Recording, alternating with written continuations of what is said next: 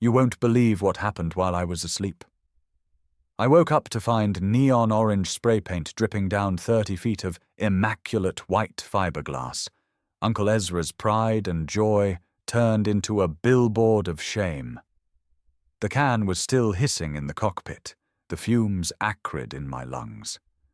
Our boat, the 1985 Bellona 3270, fought off 3 decades of mountain storms with dignity. But now, it looked like a crime scene out of a horror novel.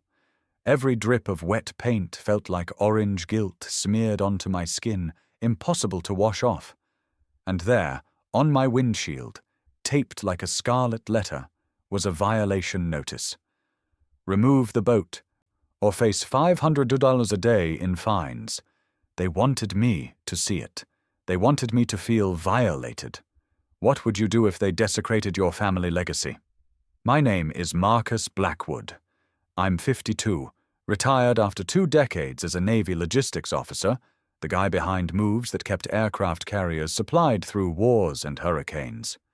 After a messy divorce, I ended up stuck in a cramped San Diego apartment, my weekends with my 15-year-old daughter slipping through my fingers while she vanished into her phone. Then, out of nowhere, my Uncle Ezra passed away at 89 and left me his lakefront haven in the Colorado Rockies, a place I visited twice as a kid, built by a living legend. Ezra built everything with his hands. His hand-carved dock survived 40 winters without a single repair. He lived debt-free for decades. The cottage was a masterpiece of 1940s craftsmanship. Thick log walls, riverstone fireplace, wraparound porch smelling of pine and old memories. Owning it felt like hitting the jackpot after years of cumulative rent payments. The lake, Alpine Lake, was like God's personal infinity pool nestled between pine-crowned peaks. 300 acres of glass-clear water so pure you could see trout 30 feet below. The neighborhood looked like a picture. 47 dreamy homes, manicured lawns that belonged in magazines, luxury cars glinting in driveways. All that beauty maintained by a fortress of HOA rules, $350 a month in maintenance fees for unspecified community standards. That's where I met Delilah Thornfield, HOA president for life. 60-ish, khakis always pressed into perfect creases, perfume that could cut through air, clipboard ready to deliver violation memos like severance notices. She lived across from me in a glass palace worth $800,000. Her driveway held a white BMW X7 that never knew dust. If her clipboard was a weapon, she wielded it with lethal precision. 127 violation notices in 2 years, measuring grass with rulers, timing dog walks with stopwatches, photographing infractions with microscope focus. 2 families already packed up and fled. Some called her plastic perfection crossed with suburban dictator. I still thought I could work it out. After all, my boat was registered, insured, and barely made a ripple. Then, early one morning, as I nursed coffee watching the dawn light paint the peaks gold, she clicked across my dock in heels like time running out. She inhaled in rose-scented aggression. "Your boat creates unsightly ripples," she announced, clipboard raised like an executioner's blade. I stared at Ezra's rickety pride sitting beside towered yachts, sighed, and said, "It's fully registered and insured. I'm within my rights." Her smile cracked the docks. "We'll see about that," she said. What followed was relentless. A certified violation in 10 days, a lawyer threat by 15, an anonymous county complaint accusing me of running an unlicensed commercial vessel by day 20. Absurd, since I only took Sage out for weekend fishing and evening cruises. Day 25, they brought out the petition. 12 neighbors claiming my modest diesel purr shattered their morning serenity like a chainsaw, their dawn mist, their peace, apparently. My crime. That's when I realized this wasn't just petty HOA enforcement, it was psychological warfare.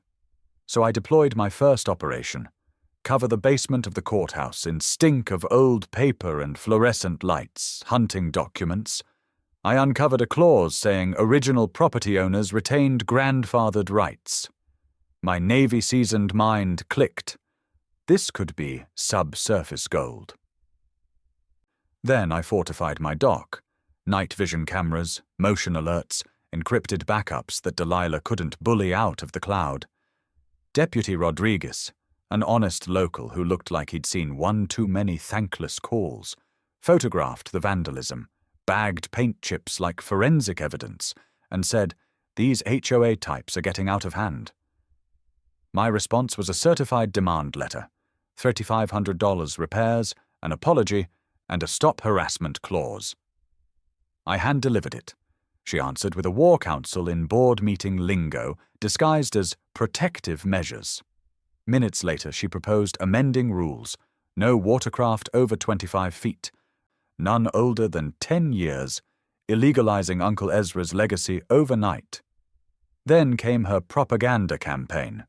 Doom and gloom flyers, environmental Armageddon narrative about my boat, volunteer paparazzi photographing my innocent wake like I was Titan slamming into the lake, and fake expert testimony scribbled on napkins by her kayak rental buddy. Your diesel engine was draining the lake. Headlines screamed, "Industrial waste maritime disaster." Yet I was just putting along at grandma speed. And then, the intel coup. While sorting Ezra's basement, I found a cardboard box marked "Property Papers." Inside, decades of deeds, maps, and one yellowed 1923 deed stating riparian ownership to high watermark. Grantor retains perpetual lake use. My gut thumped Navy alarm codes. That deed was the motherlode. That's when neighbors slipped me their stories. Beth, the retired teacher, had paid $15,000 in fines for tomato ugliness. Jim, Vietnam vet, fined for wrong green mailbox. It wasn't accidental. It was a purge of independence. Thornfield was a serial neighborhood assassin, and I was her newest prey. But I wasn't alone. I had intel, patience, and room to breathe. I started building my fortress. Vandalism escalated. One night the boat floated away 50 yards, scratches fresh, lines surgically cut. Security cameras caught a figure at 2 a.m., sabotage by moonlight. And there, at the edge of footage, a glint of white BMW X7. She wasn't subtle. I turned the dock into a fortress with backup batteries, motion lights, marine-grade locks, redundant cloud systems. I began filming every call, every violation, every confrontation. Colorado lets you record one-party consent. Every phone, every letter was evidence. A maritime attorney educated me on navigational servitude. You can't regulate water access without government authority. Meanwhile, courthouse archaeology unraveled more truths. Alpine Lake was man-made, built in 1918 by my great-great-grandfather Silas Blackwood, and deeds confirmed perpetual water rights, beach and lake bed ownership never transferred to developers or HOA. For decades they ran a mini-kingdom without rights. That was illegal. Surveyor results came back. My property extended 30 feet further into the lake than anyone assumed. Delilah's fancy gazebo, where she plotted her campaigns, sat firmly on my land. She'd banned my boat while squatting in my territory. I had lake authority on crystal-clear proof. I felt that adrenaline only military precision and righteous legal fury can fuel. Instead of nuking things instantly, I assembled a legal coalition. I hired Sarah Chen, property attorney extraordinaire. She laughed reading the deeds. Michael Rodriguez, specialist in HOA overreach, joined as strategist. We uncovered that while the HOA's attorneys were billing it up, their expenditures on maintenance were shrinking. Funds went to harassment campaigns. We built a dossier: serial harassment, false enforcement, misappropriation of assessments, past targets crushed financially. Resistance network grew. 12 families, hidden cameras, letters, bank statements, IRS-like scrutiny of HOA finances. They were spending money on legal witch hunts, not community upkeep. Legal strategy: quiet title action to affirm lake ownership, unjust enrichment claims to reclaim $847,000 in fees plus interest, trespass litigation for every dock built without permission. But we offered mercy. Licensing agreement, $50 a year per household for access, remove absurd restrictions, elect new leadership democratically. We prepared media strategy to frame this as property rights versus suburban oppression. We sat on a board meeting battlefield. She called emergency assessments for $50,000, hired a PI to dig supposed dirt on me, scheduled a media ambush. We went silent and strategic. Every vintage violation, every false environmental claim, every sabotage attempt was logged. I brought in lab-grade water tests, pristine, topped, neighbors' septic systems measured worse near regulation lines. My environmental bona fides were bulletproof. The incipient backfire arrived. The PI's background check on me found nothing but stellar Navy service, conservation volunteering, financial stability. He mailed them a report praising me. It undermined their whole character assassination. Their aggression escalated. Sabotage struck again.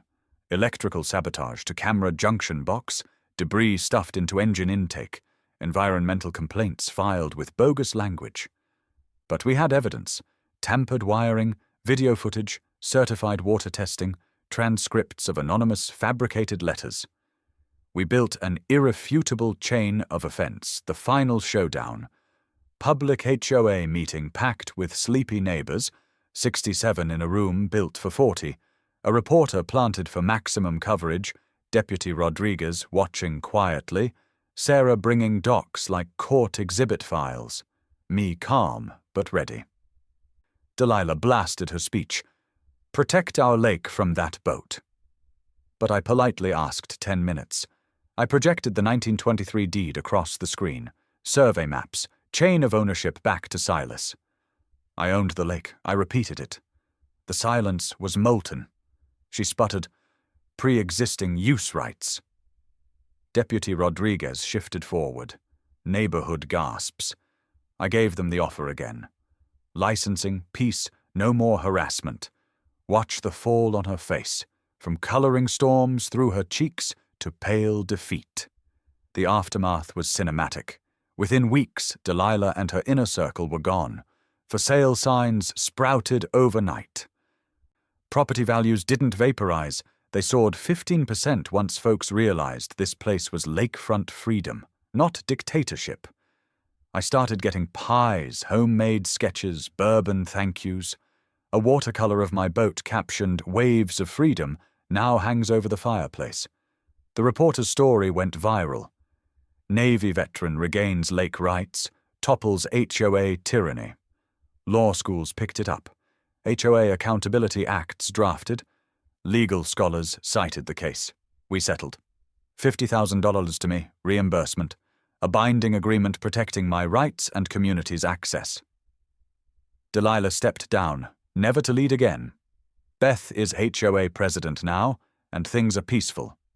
Human. Dues dropped 40%. Rulebook slimmed to common sense. Be a good neighbor. My licensing fee funds, scholarships in environmental science and property law in Ezra's name.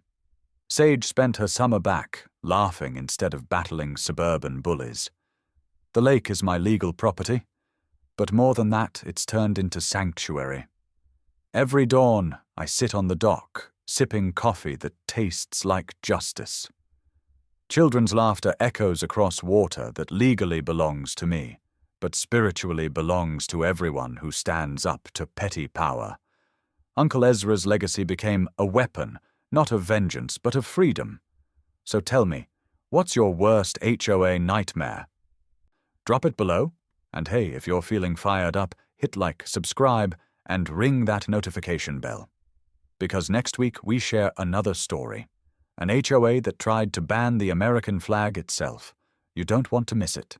Keep fighting, neighbor. You might just be the next hero in HOA stories.